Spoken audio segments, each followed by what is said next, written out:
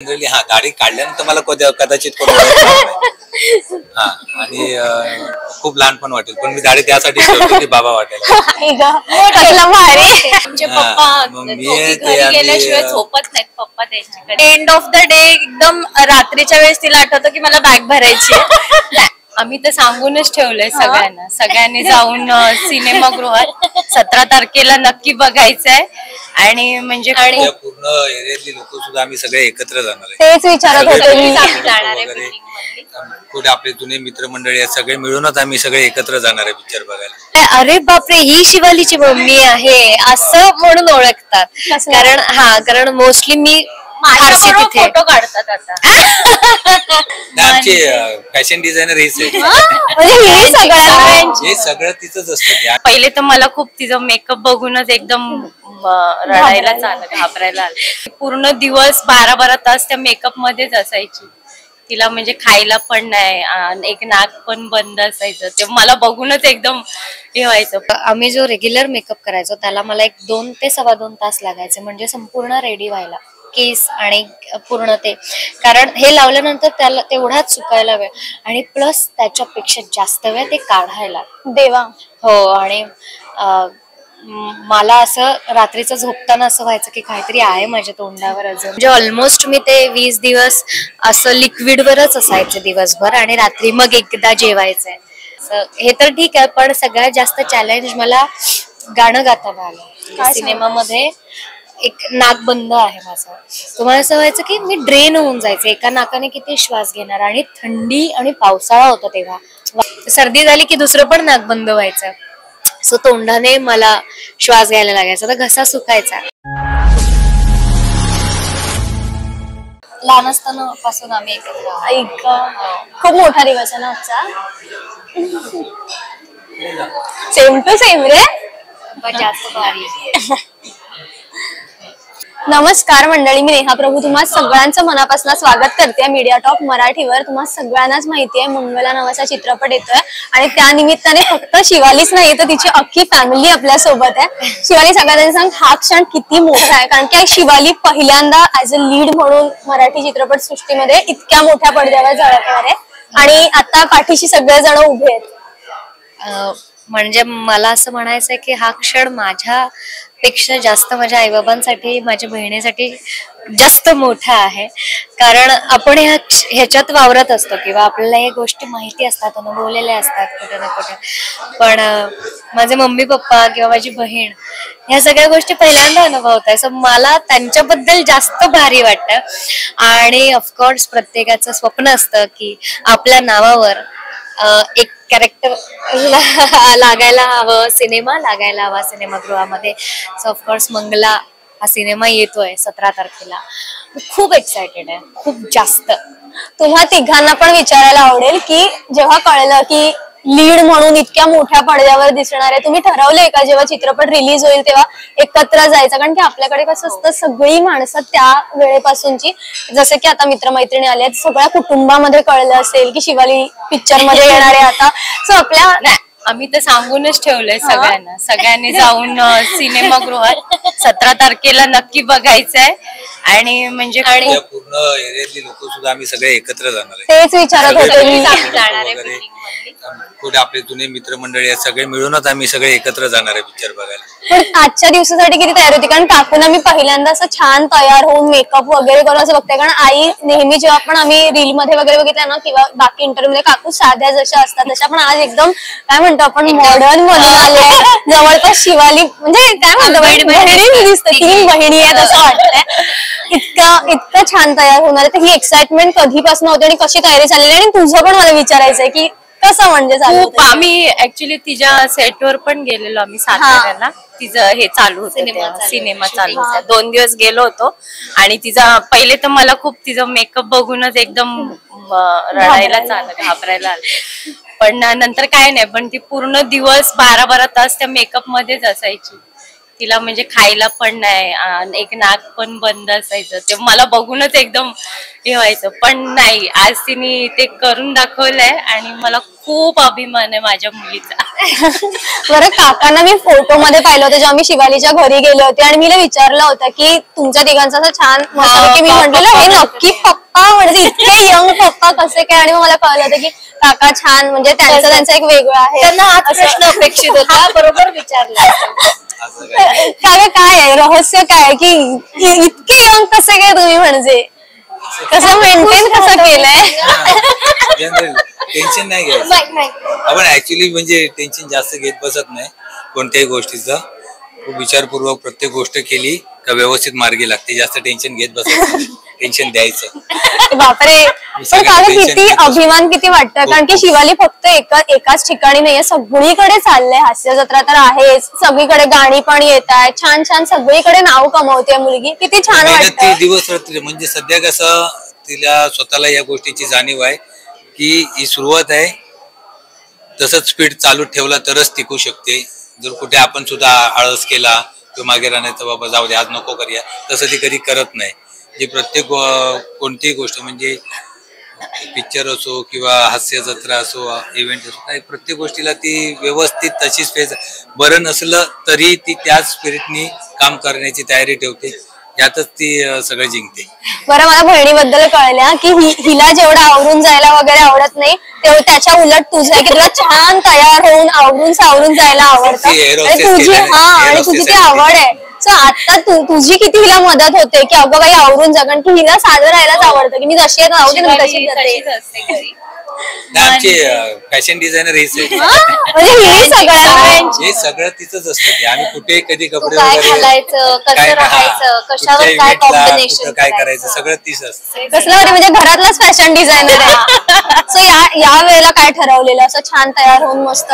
Actually आज काही ठरलेलं नाहीये, कारण मी स्वतः ऑफिस मधून आलेले. सो आता कारण मी पण खूप इमिडिएटली मला काहीच भेटत नव्हतं म्हणून मी काहीतरी असं वेअर करून आले की दीदीला ते जुगाड माहिती आहे ऑलरेडी. हे काहीतरी किती भारी आहे. जसं ड्रेसवरचं ब्लाऊज, मग नंतर काहीतरी अरेंज करून ते, आणि मला आवडतं बिकॉज दीदी मोस्टली इव्हेंट्स वगैरे जात असते आणि तिचं कसं आहे की एंड ऑफ द डे एकदम रात्रीच्या वेळेस तिला आठवतं की मला बॅग भरायची तर मग तिला आठवतं की स्नेहा मला बसून सांग कशावर काय घालायचंय, मग तिला बसून नाही मग ती फॅशन शो करत असते माझ्या समोर आणि मी तिला सांगते. सो खूप भारी आहे, खूप भारी वाटतंय आणि तुम्ही पण हा मूवी बघा. खूप प्राऊड पण फील होत आहे, इव्हन मम्मी पप्पा मला, अख्ख्या फॅमिलीला, इनफॅक्ट जे आमच्या गावाला सुद्धा आहेत. सो अख्ख्या फॅमिलीला चांगलं वाटलं तुला बघून. सो नक्की तुम्ही पण 17 तारखेला बघा ही मूवी. बरं, या चित्रपटामध्ये ना खूप सेन्सिटिव्ह असा टॉपिक हाताळला गेलाय की ऍसिड अटॅक. म्हणजे खरं तर या चित्रपटामध्ये ज्या सिच्युएशन मध्ये झालं असेल ते आपण चित्रपटात पाहूच, पण आपल्या कानावर सतत जेव्हा अशा गोष्टी येतात त्या खूप असुरक्षित वाटतं. आणि 2 मुली म्हणजे आपल्याला असणं आणि त्यांना म्हणजे पदरात जवळपास निखारा असल्यासारखं वाढवतो असं म्हणतात. यावर पप्पा सो तुम्ही कसं म्हणजे कारण आमचे पप्पा घरी गेल्याशिवाय झोपत नाहीत. पप्पा त्यांची कधी खूप लक्ष असतो माझं पहिल्यापासून, म्हणजे सगळं अजून पहिल्यापासूनच खूप लक्ष. लहान मुलींसारखं सगळं सांगत असतं दोघी. प्रत्येक गोष्ट सावध भूमिकेने कसं जगायचं राहायचं त्या गोष्टीवरती माझं बारीक लक्ष असतं. कारण ऍक्च्युली आम्ही नसतोच दोघं इथे, हो आम्ही तिकडे असतो कल्याण, त्यामुळे सांगत असतो आम्ही सगळं सांगत असतो आणि त्यामुळे आहे आणि त्यामुळेच आज आहेत. पण मला खूप भारी वाटतंय कारण की मी फक्त शिवालीला भेटायचे आणि तिच्या मार्फत तुमच्यावर राहायचं की जे काही आहे ते सगळं ऐकत असायचं, पण आज प्रत्यक्षात तुम्हाला पहिल्यांदा भेटते आणि पण मस्त वाटतंय खूप खूप म्हणजे. आणि सगळ्यांनी आता 17 तारखेला हा चित्रपट नक्की बघा आणि खूप मस्त. बरं, काल किती तयारी झाली घरच्या घरी किंवा भेटून की बाबा इंटरव्ह्यूज असतील किंवा आपण असं करू की नॅचरल एकदम जे आहे तसंच जाऊन नाही काहीच, म्हणजे त्यांना माहित पण नव्हतं. मी असं बोलते की त्यांना माहित पण नाहीये की हे असं सगळं काही असतं किंवा होणार असतं. त्यांना म्हटलं की छान कपडे घालून छान करून या असं वगैरे वगैरे, आणि मग आले बसले. त्यांनी प्रत्यक्षात पहिल्यांदा अनुभवलंय हे सगळं. किती भारी. असं काहीच फिक्स नाहीये हे सगळं. बरं, आता हे विचारायचं की या चित्रपटामधला जो काही मेकअप करावा लागणार होता किती वेळ लागायचा शिवाली आणि उतरवायला करायला, किंवा पहिल्यांदा पाहिलंस तेव्हा पहिल्यांदा आम्ही केला तेव्हा मला 4 तास लागले. बापरे. आणि आम्ही जो रेग्युलर मेकअप करायचो त्याला मला 2 ते 2.25 तास लागायचे, म्हणजे संपूर्ण रेडी व्हायला, केस आणि पूर्ण ते. कारण हे लावल्यानंतर त्याला तेवढाच सुकायला वेळ आणि प्लस त्याच्यापेक्षा जास्त वेळ ते काढायला. देवा. हो. आणि मला असं रात्रीचं झोपताना असं व्हायचं की काहीतरी आहे माझ्या तोंडावर अजून, किंवा ते फील व्हायचं, किंवा सकाळी उठून 7 वाजता असं गाडीतून निघाले मी सेटवर जायला की असं वाटायचं आता परत तो मेकअप लागणार आहे, परत मला माझ्या असं स्किनला हात नाही लावता येणार. म्हणजे लिटरली असं पिंपल आल्यावर पण घाबरतो ग आपण. हो. तर ते तर म्हणजे डेंजरच होतं, खूप दर्दनाक होत. काय चॅलेंजेस आले? आई म्हणाले की जेवायला त्रास व्हायचा, तसे आणखीन काय काय होते का? हो, म्हणजे ऑलमोस्ट मी ते 20 दिवस असं लिक्विड वरच असायचे दिवसभर आणि रात्री मग एकदा जेवायचंय. बापरे. आणि म्हणजे मी सकाळी 7ला सेटवर पोहोचायचे, 7 ते 9 असं एक 2-2.5 तास आम्हाला साधारण मेकअप आणि ह्या सगळ्या.